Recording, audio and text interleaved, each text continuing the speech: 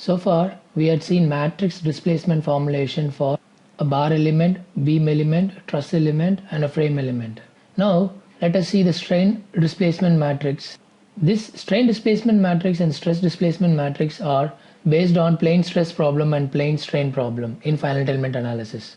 So, the strain displacement relations are epsilon is equal to BE into delta E, where epsilon is the strain at any point in the element, delta is the displacement vector of the nodal value of the element, and BE is the strain displacement matrix. Now let us see in detail about the strain displacement matrix for a bar element. So the strain displacement matrix for the bar element with the shape function n1 and n2 is given along with the displacement u1 and u2.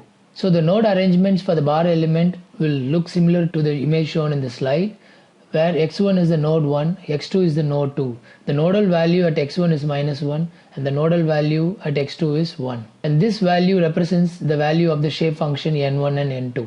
So the value of the shape function n1 and n2 will be calculated based on this equation. And based on the value of the shape function, the strain displacement matrix is written as similar into the previous shown matrix equation. Based on the strain displacement matrix equation, epsilon is equal to B into delta.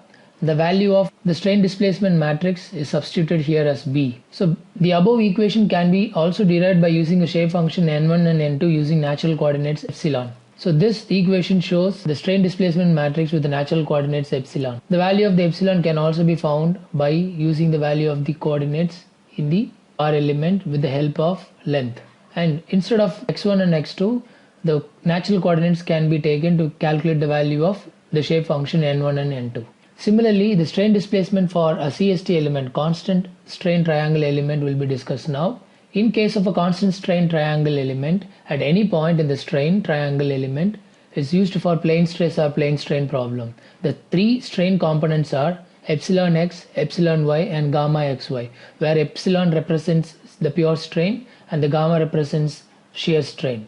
And in the matrix form, it can be simply written as epsilon is equal to epsilon x, epsilon y, and gamma xy, and its derivative along with the function of x and y. So to derive the strain displacement matrix for a CST element, which will have three nodes with the sites B1, B2, and B3, along with C1, C2, and C3 are represented here. So with the help of the shape function and the displacement, the strain displacement matrix for a constant strain triangle element in an equation form U is equal to UV, where UV represents the displacement, N1, N2, N3 represents the shape function, and U1, U2, U3, V1, V2, V3 represents the displacement at the nodes. With the help of the shape function, the derivative of x and y, it is rewritten as similar to the equations shown here. The value of the shape function with the A1, A1, A2, A3, B1, B2, B3 are shown here. So using the strain displacement equation, epsilon is equal to delta B into delta E, where the strain matrix E is taken and it is shown as the strain displacement matrix for CST element is B is given as shown in the slide, where the value of the sites B1, B2, B3, C1, C2, C3 are given here.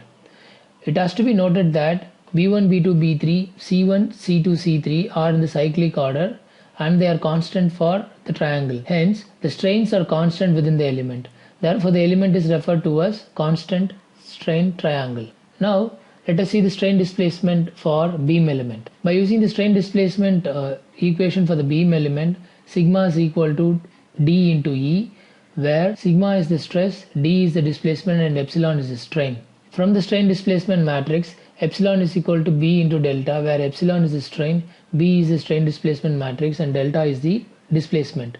By substituting the value of delta in the above equation, we get sigma is equal to D into B into delta E. In case of a beam, we know that the stress resultant is the moment. So the value of the moment M is equal to EI into dou square V by dou x square, where V is the displacement in y direction, and treating the stress resultant M similar to the stress sigma and the curvature similar to the strain displacement D and epsilon. So by substituting the value based on the previous slides, the incorporation of shape function along with the shear force and the moment is given here as force and displacement and the rotation. So the value of the shape function is given as 1 minus 3s square plus 2s cube. Similarly for n2, n3 and n4. So the value of the shape function can be obtained by using these equations for the beam element. So similar to a plane element, the nodes for the beam element is taken as here, where s is equal to 0 and s is equal to 1 represent value of the shape function for the node x1 and x2. So the value of the shape function can be obtained by using these equations that is shown in this slide. So the strain displacement matrix involving the shape function shown here, and by substituting the value of the shape function here, the resultant equation for the strain displacement matrix is given here.